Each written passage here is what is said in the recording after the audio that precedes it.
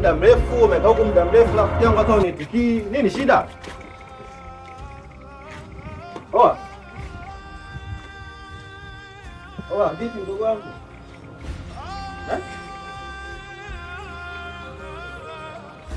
Sasa shida nini? Unajua kule bi mkubwa anakutafuta muda mrefu anakuita yeye. Mimi namwambia uje nitike nyuma huko, kumbe uko chini, rafiki yangu uko mjumbani, unafanya nini?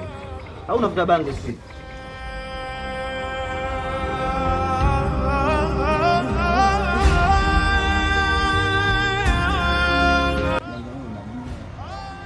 Yaani mimi nishajua tazama kwa haya ni mapenzi, haya mapenzi haya. Hamna kitu kingine chochote hapa. Au utakuniambia nini?